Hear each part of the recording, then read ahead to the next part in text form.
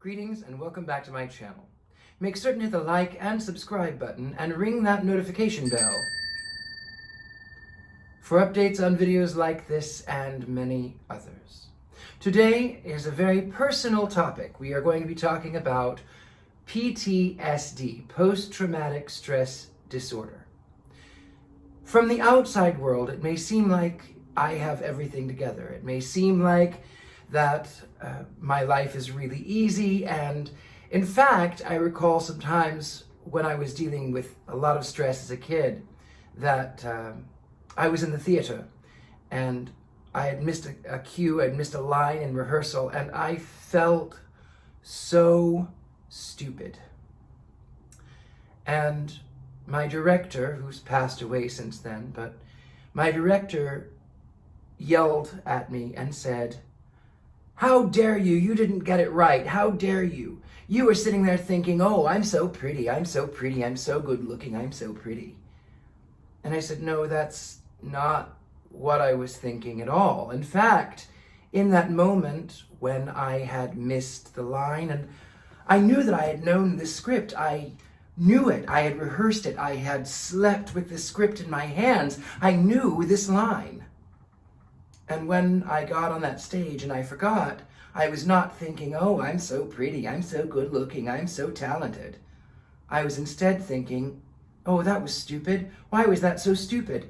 I knew that line. Why don't I know it now? I knew it then. Why am I so stupid? But that is not where my post-traumatic stress disorder began.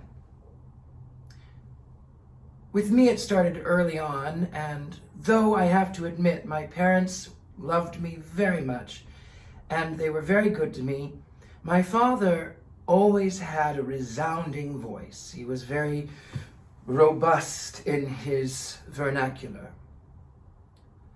And as a little boy, about the age of 3, I sat in the chair blinking after my father had just left the room.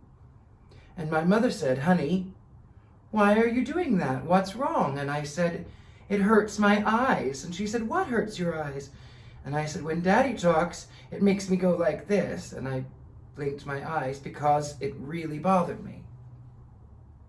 I came from a very large family. My father had children from a previous marriage. My mother had children from a previous marriage. They were all as old as many of your parents are. My siblings were as old as your parents.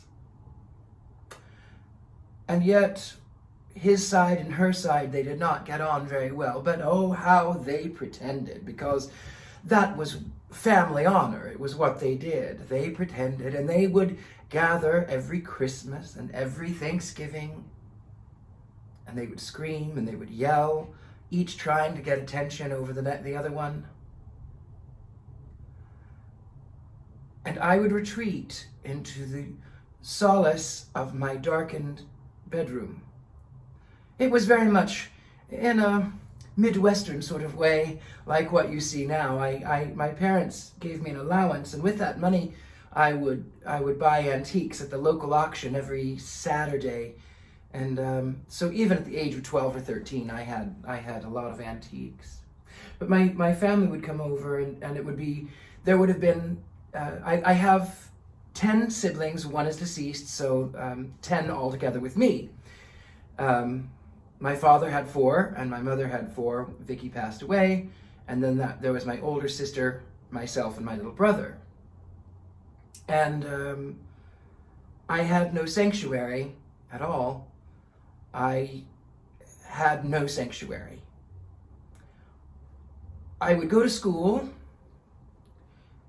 and they would threaten to put my head against the curb and kick out my teeth, after, of course, pointing out that I have gaps in my teeth. And yes, I do have gaps in my teeth. And yes, I have big teeth. Yes, I do.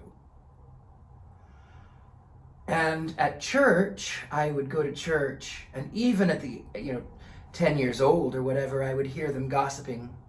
Those good, pious Christians gossiping. "Well, you think he's gay?" And how many times they tried to pray the demons out. At home, my little brother, though now is a great guy, In those early years, we were oil and water, and we didn't get on well. And he would scream and he would yell and he would. I remember one day he decided that he was going, because he was always bigger than I was. My little brother was always bigger than I was. And one day he decided he was going to come over and put his arm around me like this, around my neck. And I said, "Don't do that." "Oh, I'm just joking," he said. "I'm just joking." I said, "No, you're not joking. In the animal kingdom, when a dog is asserting its dominance over its fellow dogs, it puts its paw over the dog." And that is how I felt. My brothers, on both sides of the family, would go, "Richie! Richie!"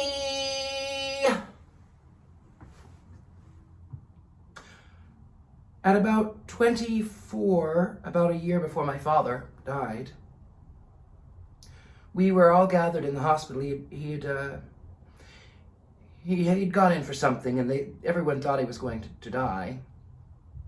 And I was there doing the best I could to help bring people together. And, "Can I get you some coffee? Can I get you some water? Can I go across to the market? What can I do for you?" My mother told me afterwards that I can't remember if it was my half-brother or his daughter, my half-niece, who turned to my mother and said, "When you gonna change his name to Richard?"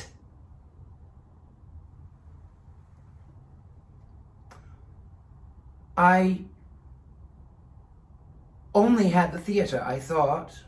At the age of 12 or 13, I got involved in the community theater, and it was miraculous because I could become, for an hour, somebody who wasn't Richie. I could become somebody else. I could think somebody else, and the pain that I was going through did not exist anymore. And yet, I remember the costume loft in that community theater was right above the makeup room, and I used to love to go up there. I would feel the energies of 100 years of clothing, and I would feel the people who wore them and the people who wore them on stage, and it was just so... It was a safe space for me. And yet, even there, I was not safe. I recall one day, I went up in the costume loft, and I heard them talking about me in the makeup room below. "Oh, he's totally gay," she said. "He just doesn't know it yet, but he is. He's totally gay." There have been times in my life. As a child, I was suicidal because I had no sanctuary, and I really, in those days, wanted to die. That goes back to a self-curse I did. I think I mentioned that before, but if I didn't, I'll tell you in another story. But nonetheless, I, in those days, wanted to die. And I tried so hard to be what other people wanted me to be. And I would change my voice, and I would change my mode of dress. I would change it because I thought maybe that would lessen the pain. And it didn't. I tried to be ultra macho. I remember I was in middle school, and I walked around the corner to hear some people that I went to school with, some girls. I wouldn't call them friends. I was friendly with them, but these young girls talking about me, and the one said, "Have you seen the way he walks? It's like..." Automatically, it was as though someone had punctured a balloon with a pin. Psh! And I've gone through these phases where I have had to try to be what people wanted me to be, and I was never happy.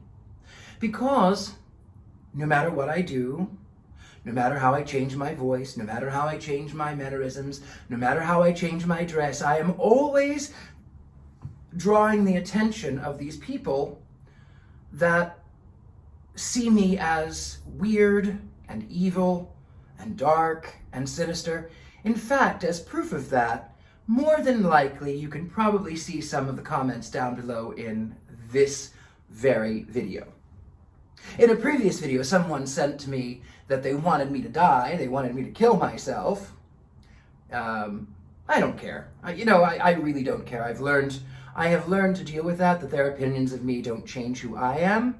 And where I still suffer from post-traumatic stress disorder, I still find it where I have to have quiet, and I have to have peace, and I have to have harmony, and I have to be away from that in my own space, because there is so much out there that I feel constantly bombarded.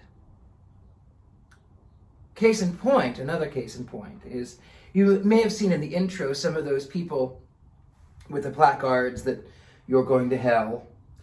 Well, I have dealt with those people too. I've dealt with them in London, in Greece, in Vegas, in Sweden. I've dealt with them here in San Francisco. I've dealt with them in Los Angeles. I've dealt with them. And I was driving down Hollywood Boulevard in my classic Roadster, and this man on the other side of the street yells at me, "You need to repent because Jesus gave you that car." And I went, "No, I paid for it. I worked hard for this car. I worked hard for this." So then the light turns and he walks right in front of the car and he starts screaming at the top of his lungs how evil and wicked I am and how I need to repent to find Jesus. And then used a litany of slurs against a certain group of LGBTQ people. And so I have learned, I still have PTSD, but I have learned to take my own space, to learn to take my own private sessions. I take these ritualistic baths that keep me calm. I drink my tea when I'm not suffering from acid reflux. And I sit in the quiet and I breathe. And you out there may be dealing with a lot. You may be dealing with noisy neighbors and landlords who scream, and you may be dealing with neighbor children, and you may be dealing with car accidents and spousal abuse, and you may be dealing with post-traumatic stress is real. And I cannot fix it for you, but I can tell you that you can go into this and you can meditate. You have to try to get yourself out of those situations as effectively as you can. Now, when it triggers my fight or flight mode, and so I'm polar opposites sometimes. Sometimes I'll stand there and I will quote the Bible back at these people, or other times I just have to run away. I have to just go for a walk or go for a drive. I really appreciate all of you for sitting through and listening to this very personal story about me, and thank you for joining me. Also, check out my Patreon. You don't want to miss behind the scenes footage of maybe this video, maybe some others. I know we have this month in the haunted house and many other offers that we'll be giving you as well. And thanks again for clicking that like and subscribe button. It helps me out more than I can say. With that, my beauties, until next time, I have always been your host, as long as I've been doing this channel, Richard-Lael Lillard, the Gentleman Psychic. Till next time, thank you so much.